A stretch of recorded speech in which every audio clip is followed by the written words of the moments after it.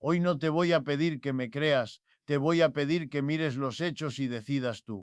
Mientras unos celebran récords en la bolsa y otros pelean por titulares en campaña, la economía real está moviendo las placas tectónicas. Y cuando esas placas se mueven, no hacen ruido al principio, solo tiembla la casa un poco, hasta que un día sin aviso el mueble cae, el cuadro se rompe y entonces todos preguntan qué pasó.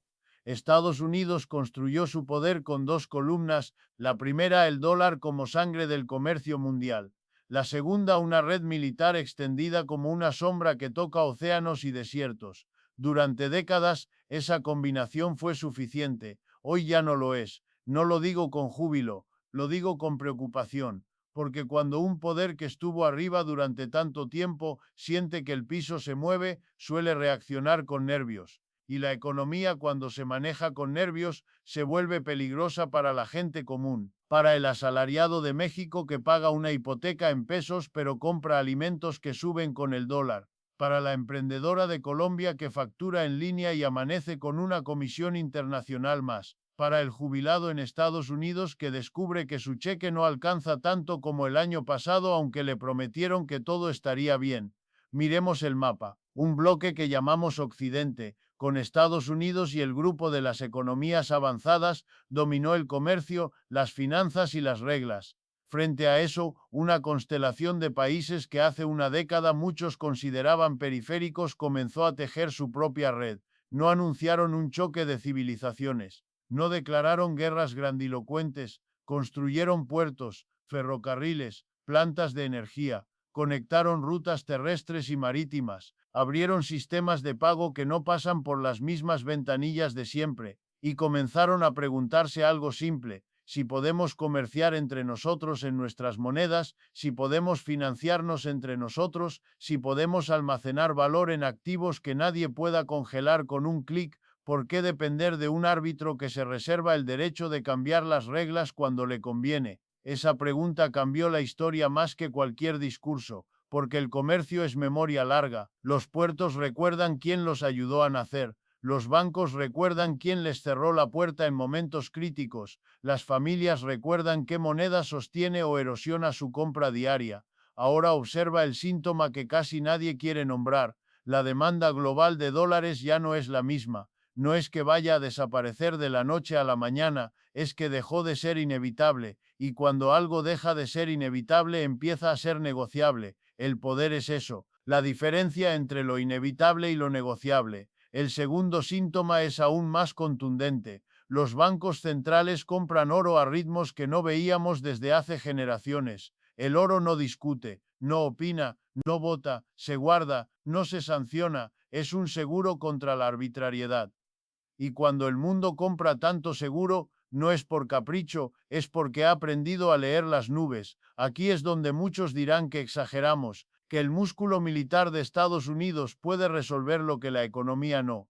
La historia reciente ya respondió: el poder militar destruye, no construye puertos, no enseña matemáticas a los niños, no baja el precio del pan, puede ganar una batalla, pero los pueblos no se gobiernan a base de batallas, se gobiernan con prosperidad predecible, y la prosperidad predecible nace del comercio confiable, de las reglas estables, de la moneda aceptada sin miedo a sorpresas. Volvamos a la región. México no es un actor secundario, está parado en el cruce donde se encuentra la fábrica de América del Norte con el hambre de mercados del Asia que no descansa. Si Estados Unidos encarece con aranceles lo que antes fluía con libertad, México se ve obligado a abrir más ventanas hacia el Pacífico, a multiplicar tratados, a usar monedas alternativas para no quedar atrapado en un péndulo político que cambia cada 4 años. No es ideología, es logística. Colombia vive otro dilema: exporta materias primas, importa tecnología, maquinaria y bienes intermedios. Si el dólar se encarece por una ola de miedo, su factura sube. Si el dólar pierde demanda y se ajusta, los flujos financieros se reordenan. En ambos casos, sin estrategia, el que pierde es el trabajador que cobra en moneda local mientras sus costos suben con ritmos que no controla. Por eso la pregunta no es si conviene un lado u otro. La pregunta es cómo blindar a la gente común de movimientos que no decide. Y Estados Unidos. un país de inventores, de universidades brillantes, de empresarios obstinados. Ese Estados Unidos productivo necesita honestidad. Nadie se atrevió a decirle a su pueblo que la era del privilegio ilimitado del dólar está en transición. Los políticos prefieren prometer que todo puede seguir igual si subimos un muro más alto, si imponemos un arancel más ancho, si congelamos otro activo ajeno. Pero la economía no obedece a la voz más fuerte, obedece a la matemática del interés compuesto, obedece a la confianza que tarda décadas en crearse y segundos en quebrarse. Miremos el corazón del problema. Cuando conviertes tu moneda en arma, envías un mensaje al mundo. Les dices que la puerta que hoy les abre crédito mañana puede cerrarse por un desacuerdo político. Les demuestras que un contrato firmado quizá no valga si cambia el humor electoral. Ese es el tipo de incertidumbre que obliga a los países a construir alternativas, no por ideología, por supervivencia. Ahora pensemos en algo que casi nadie discute en voz alta. La productividad aumentará con la tecnología. Eso es una buena noticia si la usamos con inteligencia. Si cada trabajador produce el doble gracias a herramientas de inteligencia artificial, hay dos caminos. El camino rápido, despedir a la mitad. El camino inteligente, mantener a la plantilla y reducir la jornada para repartir el beneficio del progreso. Uno genera miedo, rabia y precariedad. El otro genera estabilidad, consumo sostenido y paz social. Ambos son posibles con la misma productividad. La diferencia no es técnica, es política. Esta decisión marcará a Estados Unidos en las próximas décadas y también a México y Colombia, porque cuando un vecino tan grande decide cómo distribuir su productividad, exporta su decisión, exporta su bienestar o su malestar, exporta su bonanza o su recesión. Quien crea que esas olas no cruzan fronteras, no conoce los mercados. Otro punto que incomoda: las sanciones financieras. Cada vez que se cortan canales de pago a un país, a un banco o a una empresa, el mensaje llega a todos los demás. Hoy son ellos, mañana podemos ser nosotros. Un mundo que piensa así no se queda esperando. Diseña rutas de escape, crea sistemas paralelos, acumula reservas en activos físicos y negocia contratos que ya no dependen de una sola plaza financiera. Cuando la red alternativa alcanza masa crítica, el viejo centro pierde el monopolio. Ese momento llega sin fanfarrias. Cuando te das cuenta ya ocurrió. Hablemos del comercio de energía. Durante medio siglo el petróleo se vendió principalmente en dólares. Ese acuerdo fue el cimiento silencioso del estilo de vida estadounidense. Permitió déficits persistentes sin consecuencias inmediatas. Permitió un gasto militar que ningún Congreso aprobaría si tuviera que pagarse con impuestos equivalentes y contados en efectivo. Pero cuando grandes productores aceptan otras monedas, el cimiento tiembla, no se derrumba en un día, se agrieta. Y la grieta vuelve más cara la importación para un país acostumbrado a consumir más de lo que produce en ciertas cadenas. La inflación no es solo un fenómeno de costos internos, es también la factura de un privilegio global que se reduce. México lo siente en el precio de la gasolina y de los alimentos importados. Colombia lo siente en el fertilizante, la maquinaria y los repuestos. En Estados Unidos se siente en la compra semanal y en la sensación de que el salario ya no avanza como antes. La gente no lee balances del tesoro cada mañana, la gente ve la etiqueta del supermercado, y ahí es donde se gana o se pierde la legitimidad de un modelo. A esta altura alguien pregunta por qué insistimos en mirar a Asia, porque mientras discutimos tweets y titulares, allá se firma un acuerdo de suministro, se inaugura un corredor ferroviario, se abre una planta de baterías que asegura 20 años de ventaja. En las cadenas de valor modernas, la geografía manda menos que las rutas. Quien controla rutas de datos, de pagos y de contenedores controla tiempo, y el negocio más lucrativo del siglo es ahorrar tiempo. ¿Qué debería hacer Estados Unidos si quiere recuperar liderazgo real? Dejar de amenazar con aranceles generales que castigan al propio consumidor. Dejar de usar sanciones como primer recurso y no como último. Volver a competir donde siempre fue imbatible. Ciencia, educación, innovación, infraestructura útil, no obras simbólicas. Un país que ilumina centros de investigación y pone matemáticas en las escuelas es un país que no necesita recordar cada día cuántos portaaviones tiene. Los portaaviones proyectan poder por un tiempo, la ciencia lo proyecta por generaciones. ¿Qué debería hacer México? aprovechar el reacomodo de la manufactura con una estrategia de regiones, norte con tecnología y proveeduría para América del Norte, Bajío con sistemas logísticos vinculados al Pacífico, sur con agroindustria de valor agregado, no solo commodities, y todo ello con un objetivo claro: vincularse más al mundo sin depender de un solo clima político, diversificar monedas de facturación cuando se pueda, asegurar contratos de energía que no cambien cada sexenio, y proteger a su pequeño productor del vaivén global con crédito, asistencia técnica y compra pública inteligente. Eso es soberanía económica en la práctica. ¿Qué debería hacer Colombia? Industrializar de verdad una parte de su matriz, no industrializar por decreto, industrializar con incentivos a la productividad, con crédito barato para quien exporta conocimiento, con puertos eficientes que premian al que llega a tiempo, completar la transición energética con realismo, ni dogma de un lado ni del otro, energía barata y estable para que las pymes crezcan, logística que reduzca la factura del transporte interno, esa que encarece cada producto antes de salir a competir afuera, y un pacto fiscal sencillo, menos trámites, más cumplimiento. Quien exporta valor necesita reglas claras, no sorpresas. Regresemos a la pregunta que incomoda a Washington: ¿cómo se gobierna un proceso de pérdida relativa de poder sin caer en la tentación de gritar más fuerte, con un reconocimiento sereno? El mundo ya no gira en torno a un centro único, hay varios polos. Negarse a verlo no los hará desaparecer. Negociar desde la realidad puede salvar décadas de bienestar. Negociar desde la nostalgia solo fabrica enemigos. En esto de la nostalgia hay una trampa: confunde grandeza con control. La verdadera grandeza nunca fue imponer, fue convencer, fue atraer talento, fue ofrecer oportunidades que otros no tenían. Cuando un joven brillante del mundo elegía estudiar en una universidad de Estados Unidos, no venía por miedo, venía por futuro. Si ese joven empieza a elegir otras rutas, no lo recuperas con un arancel, lo recuperas con una idea de país. Ahora pasemos al lugar donde todo se juega sin cámaras: los bancos centrales de países medianos y pequeños que deciden qué reservas guardar. Antes no había discusión, dólares y algo de bonos del tesoro. Hoy hay menú, monedas diversas, oro físico, acuerdos bilaterales, líneas de swap con socios regionales. Cuanto más amplio el menú, menor la vulnerabilidad ante un único proveedor.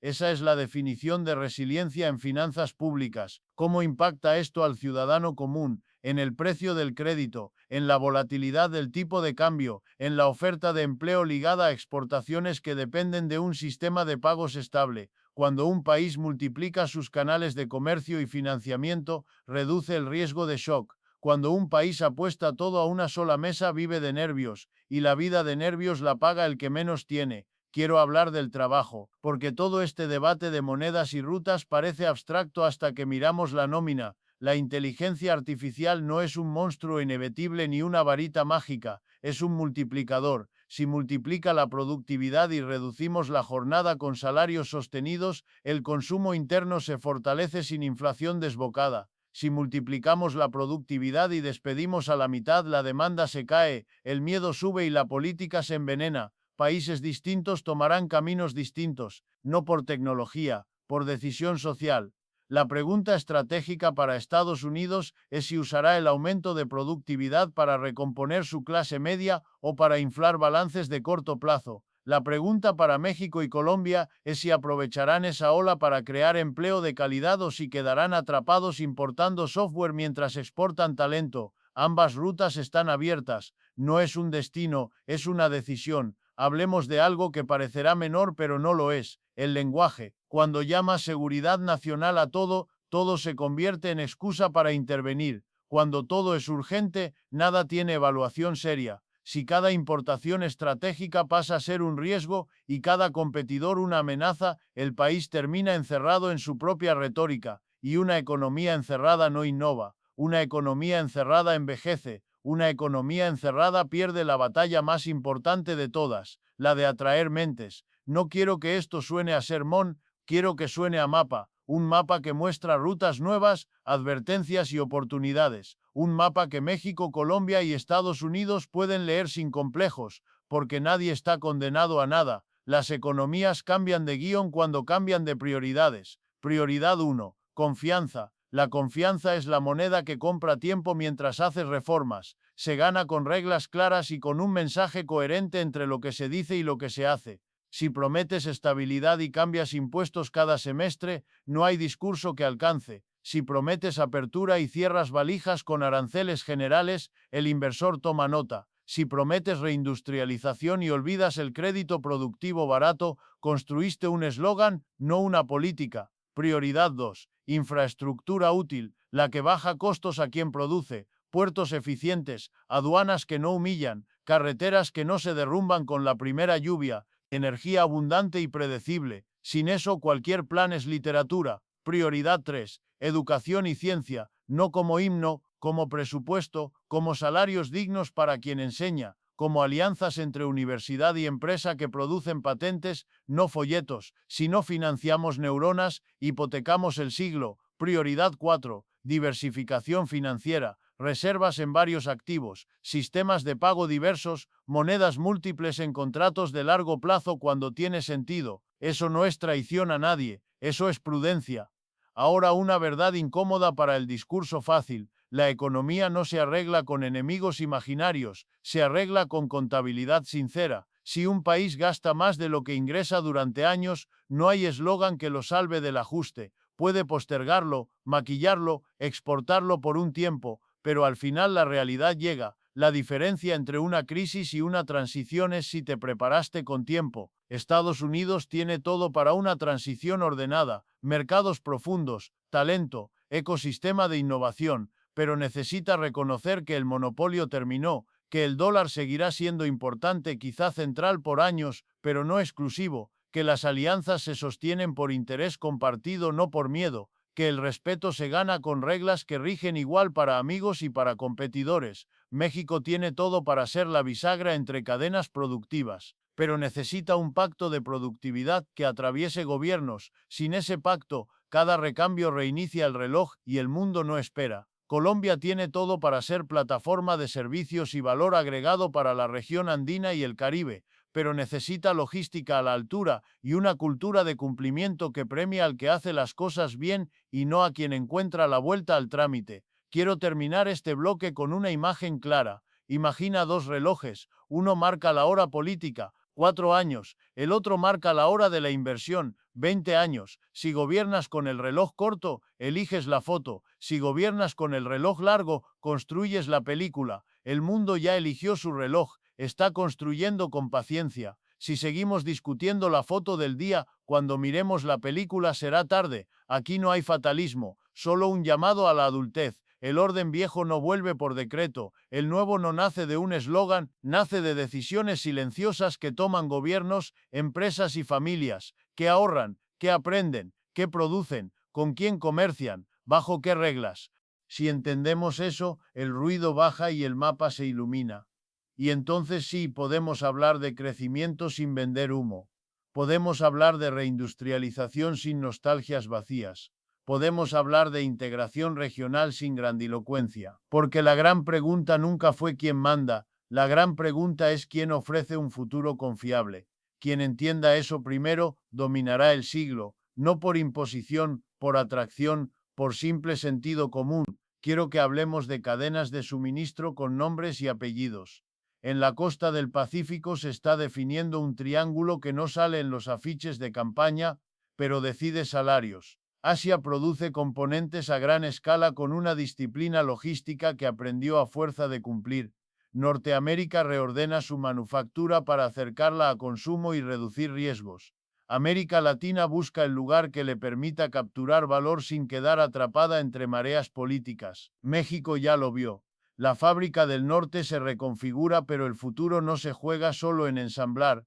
El futuro se juega en dominar piezas críticas, baterías, electrónica de potencia, software embebido. Quien controla esos módulos controla el precio final y la curva de aprendizaje. Si México se queda solo en la tornillería, gana hoy y pierde mañana. Si apuesta por formar ingenieros que escriban código para esas piezas, sube de escalón. Ese salto no requiere milagros, requiere contratos que pidan contenido nacional en conocimiento, no solo en metal. Requiere parques tecnológicos cerca de las plantas, Requiere crédito barato para la pyme que se anima a innovar sin quedar ahogada si una orden se retrasa. Colombia tiene otra puerta: servicios de alto valor, ciberseguridad, análisis de datos, diseño de producto, atención médica remota, logística inteligente para puertos que deben moverse como relojes y no como laberintos. Si el país invierte en fibra, en centros de datos, en bilingüismo real, la exportación de servicios paga salarios que anclan clase media. Cuando una ciudad logra que su joven talentoso no emigre porque puede vender su mente al mundo desde su barrio, esa ciudad encontró petróleo sin taladro. Estados Unidos enfrenta un espejo. Tiene el mejor ecosistema de innovación si lo mide por capital disponible y velocidad para escalar. Pero la innovación sin industria termina licitando su manufactura al exterior. Y cuando licitas todo, pierdes la textura del know-how que da resiliencia. La salida no es cerrar, es reconstruir capacidades estratégicas y mantener abiertas las puertas al mundo en todo lo que no sea crítico. Definir crítico con rigor y no con propaganda. Microchips de punta sí, farmacéutica clave sí, infraestructura digital sí, y en el resto comerciar con inteligencia. Estados Unidos fue grande cuando supo diferenciar lo estratégico de lo accesorio. Ese músculo hay que recuperarlo. Hablemos de energía con los pies en la tierra. El tránsito hacia una matriz más limpia ya no es un debate ideológico, es un cálculo de costos y de estabilidad. El que pueda ofrecer energía abundante y predecible a precio razonable atraerá industria durante décadas.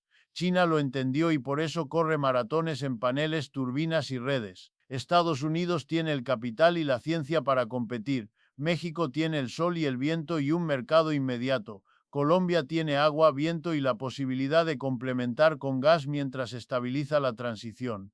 Lo que falta no es recurso, es decisión. La transición ordenada exige tres cosas simples. 1. Planeación a 20 años. 2. Regulación que no cambie con cada gobierno. 3. Un pacto de competitividad que evite que el costo de la energía sea el ancla que hunde a la pyme. Si la tarifa industrial se vuelve impredecible, no hay discurso que sostenga la inversión. Si es predecible y competitiva, la inversión llega aunque los titulares sean ruidosos. Volvamos al dinero porque todo atajo vuelve a ese mapa. La desdolarización no es un acto de magia ni un grito de independencia. Es un proceso silencioso de diversificación. Países que deciden que una parte de sus reservas estará en oro, otra parte en monedas de socios clave, otra parte en activos líquidos con baja correlación a los vaivenes políticos de un solo país. Ese cambio altera incentivos. Si un exportador puede cobrar en varias monedas y descontar facturas en varios sistemas, su riesgo baja.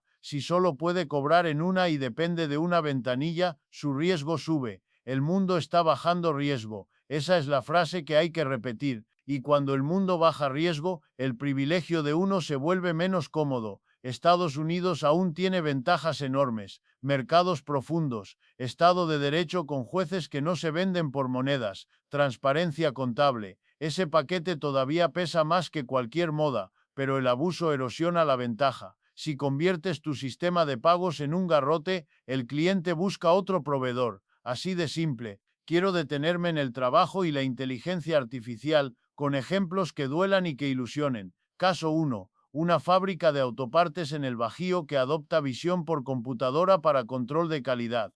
Puede despedir a la mitad y celebrar un ahorro inmediato, o puede mantener a su gente, bajar la jornada, aumentar el entrenamiento y abrir una línea nueva de producto para vender a otro cliente. En el primer camino, la ciudad pierde consumo y gana resentimiento. En el segundo, la ciudad gana empleo estable y el empresario gana reputación y contratos de largo plazo. La misma tecnología, dos decisiones, dos destinos. Caso 2. Un hospital en Estados Unidos que integra asistentes de diagnóstico para reducir errores. Puede usarlo para presionar salarios y despedir enfermeras, o puede usarlo para liberar tiempo clínico y aumentar la relación humana que la máquina no puede dar. Si elige lo segundo, su tasa de reingresos baja, su reputación sube y su seguro paga menos litigios. El beneficio económico existe en ambos caminos. La diferencia es qué sociedad queremos. Caso 3. Una alcaldía en Colombia que digitaliza trámites y cruces de datos fiscales. Puede usarlo para recaudar más apretando al cumplido, o puede usarlo para distinguir al evasor del que intenta, ofrecer facilidades a quien produce y sancionar con firmeza al que se burla del sistema. El primer camino recauda hoy y destruye confianza mañana. El segundo recauda menos hoy y mucho más mañana. La inteligencia artificial es un espejo de nuestras prioridades. Hablemos de educación como política industrial. Estados Unidos sabe hacer esto cuando quiere. Becas que ata a compromisos de servicio, alianzas entre universidad y empresa que resuelven problemas reales, laboratorios con metas claras. México y Colombia pueden diseñar versiones propias a escala. Becas técnicas orientadas a cadenas regionales, créditos condonables para quien crea una patente o exporta por primera vez, prácticas profesionales pagadas y no explotadas. Nada de esto es glamoroso, pero construye el cimiento que sostiene salarios. El discurso fácil dirá que todo depende de la política y que la política es cada vez más tóxica. Entiendo la tentación de rendirse, pero hay una salida en la gestión. Instituciones que no cambian entero su organigrama cada 4 años, equipos técnicos que trascienden un eslogan,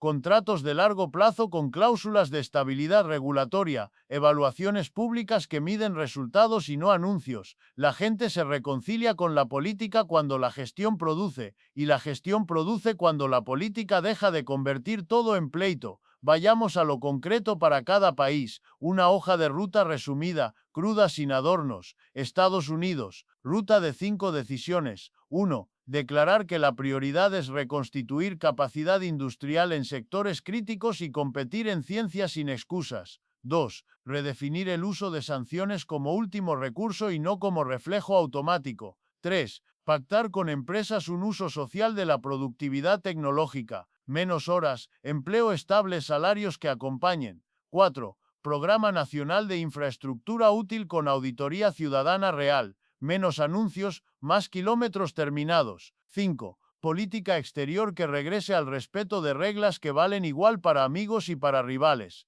La coherencia compra confianza a descuento. México, ruta de 5 decisiones. 1. Estrategia de contenido nacional en conocimiento para el nearshoring. No solo metal, código, diseño y pruebas certificadas. 2. Energía competitiva y predecible con contratos a 20 años para industria intensiva. 3. Corredores logísticos al Pacífico con aduanas que se miden por minutos y no por favores. 4. Formación técnica acelerada en mecatrónica, software embebido y mantenimiento de equipos de alta precisión. 5. Política de financiamiento a pymes exportadoras con garantías parciales del Estado. Compartir riesgo para construir oferta. Colombia. Ruta de 5 decisiones. 1. Prioridad absoluta a logística, puertos, carreteras y digitalización de aduanas que reduzcan el costo de mover cosas. 2. Energía con transición realista.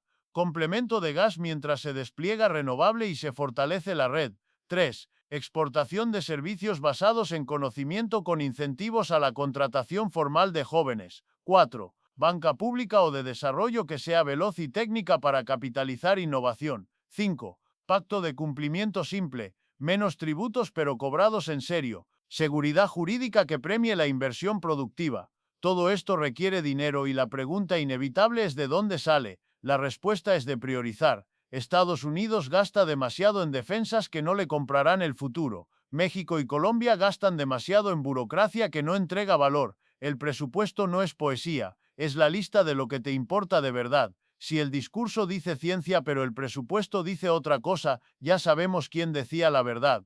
He hablado de puentes y de puertos, de energía y de horas de trabajo, de sanciones y de monedas. Quiero hablar ahora de algo que parece blando y sin embargo decide inversiones, la previsibilidad cultural. En países donde la palabra vale, los contratos valen más. Donde la palabra se traiciona, el precio del dinero sube. La empresa que decide construir una planta que amortizará en 20 años necesita saber que las reglas no cambiarán cada elección. Ese seguro se llama confianza. La confianza se construye con gestos simples, respeto a fallos, transparencia en compras públicas, castigo a la corrupción que no dependa del partido del acusado. La previsibilidad no es un lujo, es un activo económico. Miremos un riesgo que asoma si no entendemos la transición. Un nacionalismo económico que prometa seguridad pero reparta pobreza. aranceles generales que encarecen insumos y vuelven menos competitiva a la industria que dices defender, cierres migratorios que expulsan talento que ya estaba formando hogares, amenazas a universidades que ahuyentan cerebros. Ese camino se vende fácil y se paga caro.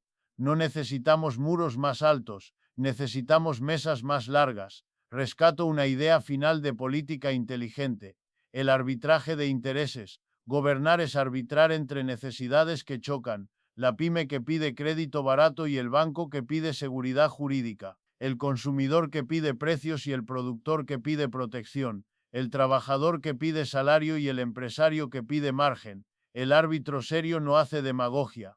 Traza reglas claras, mide, corrige y vuelve a medir, y cuando se equivoca lo dice y corrige temprano. Eso compra años de credibilidad en semanas. Queda un tramo y lo voy a usar para hablar del tiempo, porque en esto el tiempo es el aliado silencioso de quien actúa hoy sin esperar aplausos. Las ciudades que sembraron educación técnica hace 10 años hoy exportan talento. Los puertos que modernizaron hace 5 años hoy tienen filas de barcos que quieren entrar. Las empresas que adoptaron tecnología y cuidaron a su gente hoy retienen conocimiento difícil de copiar. Los países que diversificaron sus reservas hoy duermen más tranquilos cuando el mundo estornuda. El siglo se decidirá menos por discursos y más por hábitos. Hábito de planear a largo plazo, hábito de medir y publicar, hábito de cumplir lo que se firma, hábito de invertir en neuronas, hábito de abrir puertas al que trae valor y de cerrarlas a quien trae captura de renta. Esos hábitos no se compran con deuda, se construyen con carácter. Quisiera que esta parte cierre con deberes claros para cada audiencia. Si eres asalariado, aprende a leer tu boleta de pago, entiende qué parte es salario y qué parte son beneficios, exige formación y ofrece productividad. Si eres emprendedor, formaliza, construye historial, abre canales de cobro en varias monedas cuando sea posible, mira al mercado regional como tu segundo barrio. Si eres jubilado, protege tu poder de compra diversificando tu ahorro, evita deudas a tasa variable, exige políticas que cuiden la inflación porque la inflación es un impuesto cruel que no se vota en el Congreso. Si eres estudiante, invierte en habilidades que el mercado pagará por décadas. Matemáticas, idiomas, programación, diagnóstico crítico, la moda pasa, la habilidad queda, y a los gobiernos una sola línea: no prometan lo que el presupuesto no puede. No gasten en aplausos, gasten en productividad. El aplauso se va, la productividad se queda. Hasta aquí el mapa. No hay atajos mágicos, hay decisiones que se toman a tiempo o se pagan más caras después. Estados Unidos deberá elegir ciencia sobre eslóganes. México, escalamiento en conocimiento y energía predecible. Colombia, logística seria y servicios de alto valor. El resto es ruido. Diversifica tus vías de cobro.